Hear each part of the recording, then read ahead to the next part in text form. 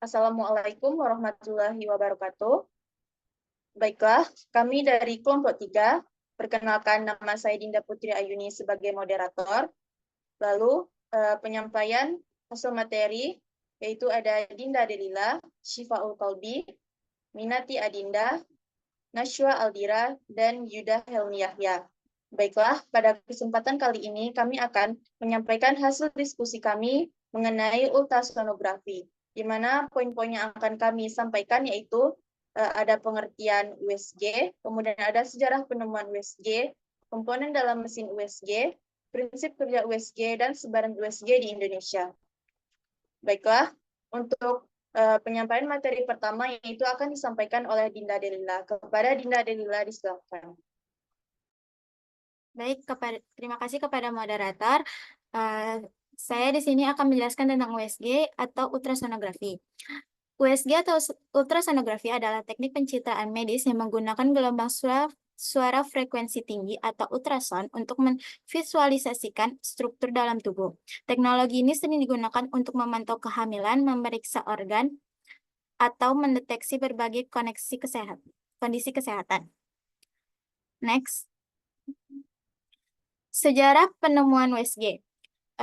Pada tahun 1930, penelitian awal tentang penggunaan gelombang suara untuk mendeteksi objek di bawah air dilakukan oleh ilmuwan seperti Paul Langevin. Selanjutnya, pada tahun 1950, pengembangan lebih lanjut dalam aplikasi medis dilakukan oleh Ian Donald, seorang profesor obstetrik di Skotlandia. Donald mulai menggunakan gelombang ultrasonik untuk memeriksa kehamilan dan mengamati organ internal. Pada tahun 1960, ultrasonografi mulai digunakan secara luas dalam diagnostik medis. Teknologi ini terus berkembang dengan menambahkan kemampuan untuk menghasilkan gambar yang lebih jelas. Selanjutnya, pada tahun 1970 hingga 1980, teknologi USG mengalami kemajuan signifikan dengan mengenalkan alat pemindai yang lebih canggih dan penggunaan teknologi pemindai 2 dimensi dan 3 dimensi. Next. Selanjutnya, pada tahun 1990 hingga saat ini, USG terus mengalami inovasi dengan pengembangan teknologi 4 dimensi dan pencitraan elastografi yang memungkinkan dokter untuk memeriksa kondisi jaringan dengan lebih mendetail. Teknologi portable juga diperkenalkan memudahkan menggunakan USG di berbagai setting klinis. Oke, selanjutnya saya kembalikan kepada moderator. Baiklah, untuk penyampaian materi selanjutnya akan disampaikan oleh Syifaul Qalbi. Kepada Syifaul Qalbi, disilakan. Terima kasih kepada moderator. Saya di sini akan menjelaskan tentang komponen dalam mesin USG. Yang pertama itu transducer. Transducer adalah komponen USG yang ditempel pada tubuh untuk menangkap gelombang akustik dan mengubahnya menjadi sinyal elektronik. Sinyal ini diproses untuk menghasilkan gambar. Next. Yang kedua itu monitor. Monitor adalah layar yang digunakan untuk menampilkan bentuk gambar dari hasil pengolahan data komputer. Teknologi monitor telah berkembang dari layar tabung hitam putih ke layar tipis berwarna yang integrasi dengan mesin USG. Next. Yang ketiga itu mesin USG. Mesin USG berfungsi mengolah data yang diterima dalam bentuk gelombang dan mengubah gelombang menjadi gambar. Mesin USG merupakan pusat pengolahan data seperti Central Processing Unit atau CPU pada komputer. Mesin USG sangat mempengaruhi hasil pencitraan USG. Semakin baik CPU yang dipakai pada mesin akan semakin baik dan cepat hasil yang ditangkap di layar monitor USG. Dikembalikan kepada moderator. Baiklah, untuk penyampaian selanjutnya akan disampaikan oleh Minati Adinda. Kepada Minati Adinda, disilakan. Terima kasih kepada moderator. Baiklah, saya di sini akan menjelaskan prinsip kerja USG. Yang pertama yaitu transducer dan gelombang suara. Transduser merupakan komponen utama dalam sistem ultrasonografi yang bertugas mengubah energi listrik menjadi gelombang suara frekuensi tinggi, umumnya di atas 20 kHz, sehingga tidak dapat didengar oleh telinga manusia. Gelombang suara ini dikirim melalui jaringan tubuh. Setelah mengenai berbagai struktur internal, sebagian gelombang suara dipanulkan kembali ke transduser sebagai echo, sementara sebagian lainnya diteruskan di dalam jaringan. Yang kedua yaitu pemantulan gelombang suara atau echo. Prinsip kerja USG sangat bergantung pada fenomena pemantulan gelombang suara atau echo. Ketika gelombang suara yang dipancarkan oleh transduser mengenai batas antara dua jenis jaringan dengan kepadatan berbeda, sebagian energi suara dipantulkan kembali ke arah transduser.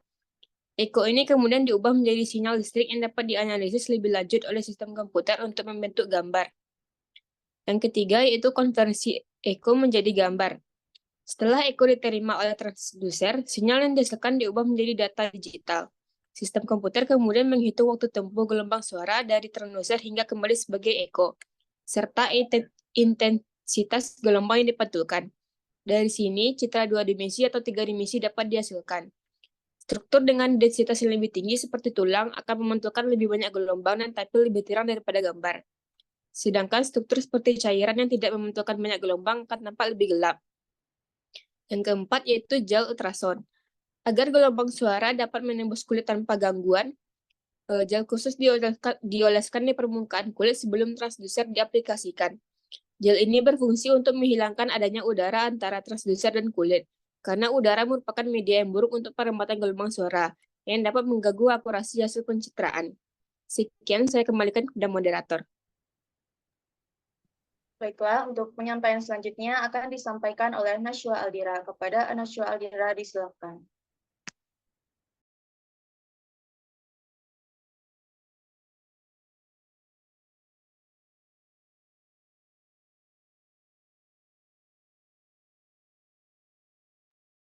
Baik, saya akan menjelaskan.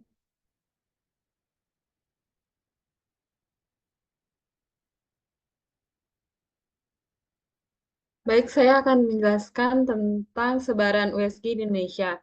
Berikut ini merupakan rumah sakit yang ada di Indonesia yang memiliki fasilitas alat medis ultrasonografi. Pertama, ada di Pulau Jawa. USG terdapat di beberapa daerah di Pulau Jawa seperti di Kota Jakarta, Bandung, Surabaya, Semarang, dan Yogyakarta. Salah satu contohnya ada di Rumah Sakit Umum Pusat Dr. Cipto Mangunkusumo, Jakarta Pusat. Lalu kita beralih ke Pulau Sumatera. USG terdapat di beberapa daerah di Pulau Sumatera seperti di Medan, Palembang, Pekanbaru, dan Padang. Salah satu contohnya di Pulau Sumatera ini ada di Rumah Sakit Umum Pusat Muhammad M. Jamil, Kota Padang. Lalu kita beralih ke Pulau Kalimantan. Di Pulau Kalimantan terdapat di beberapa kota seperti Kota Banjarmasin, Balikpapan, Pontianak, dan Samarinda. Salah satu contoh yang ada di Pulau Kalimantan ini terdapat di Rumah Sakit Umum Daerah Ulin di Kota Banjarmasin. Lalu kita beralih lagi ke Pulau Sulawesi. Di Pulau Sulawesi, kita bisa menemukan di Kota Makassar, Manado, dan Kota Palu. Salah satu contohnya ada di Kota Makassar, yaitu tepatnya di Rumah Sakit Umum Pusat Dr. Wahidin Sudirohusodo. Selanjutnya kita beralih ke Pulau Nusa Tenggara. Di sini, di Pulau Nusa Tenggara, kita bisa menemukan salah satunya di Kota Mataram dan Kota Kupang. Nah, kita bisa menemukannya di Kota Mataram, tepatnya di Rumah Sakit Ibu dan Anak Aisyah. Lalu di Bali juga ada di Kota Denpasar. Di Kota Denpasar ini ada di Rumah Sakit Umum Pusat Sanglah. Tidak lupa juga ada di Pulau Papua, ada di Kota Jayapura dan Kota Sorong. Salah satu contohnya ada di Jayapura sendiri, yaitu Rumah Sakit Umum Daerah Jayapura. Dan terakhir ada di Kota Maluku, di Pulau Maluku, tepatnya di Kota Ambon. Lebih tepatnya di Rumah Sakit di Siloam, Ambon, Kota Ambon. Baik, sekian dari saya kembalikan kepada moderator. Baiklah, untuk penyampaian selanjutnya akan disampaikan oleh Yuda Helmi Yahya. Kepada Yuda Helmi Yahya disilakan. Baik, terima kasih kepada moderator. Di sini saya akan membacakan tentang kesimpulan dan saran dari presentasi kami kali ini. Yang pertama ada kesimpulan yaitu, yang pertama, USG telah mengalami perkembangan signifikan dari teknologi sonar dasar hingga alat diagnostik penting dalam bidang kedokteran. Kesimpulan yang kedua yaitu, di Indonesia, USG pertama kali diperkenalkan pada tahun 1970-an dan terus berkembang, terutama sejak tahun 2000-an. Ketika teknologi ini menjadi lebih terjangkau dan umum digunakan di rumah sakit dan klinik di seluruh negeri. Kesimpulan yang ketiga yaitu penyebaran USG di Indonesia mencakup wilayah perkotaan dan daerah terpencil. Berkat inisiatif dari pemerintah dan sektor swasta, akses ke teknologi ini semakin meluas dengan munculnya perangkat USG yang lebih kecil, portabel, dan terjangkau. Next.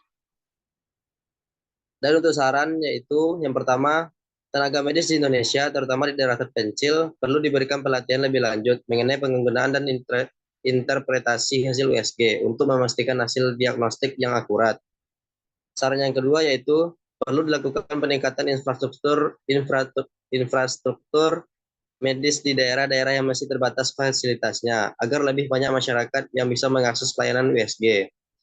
Saran yang ketiga yaitu pemerintah dan sektor swasta diharapkan terus mendukung penelitian dan pengembangan teknologi USG yang lebih canggih dan mudah diakses untuk memperbaiki kualitas layanan kesehatan di Indonesia. Next.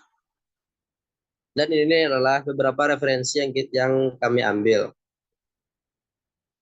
Sekian, saya kembalikan kepada moderator. Baiklah, itu tadi presentasi kami mengenai USG, di mana USG telah berkembang pesat dari teknologi dasar sonar hingga menjadi alat diagnostis penting dalam bidang medis.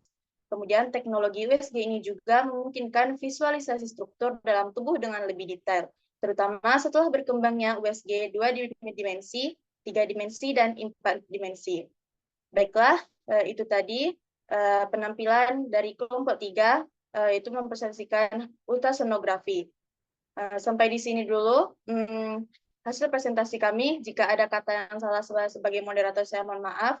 Saya tutup dengan mengucapkan wassalamualaikum warahmatullahi wabarakatuh.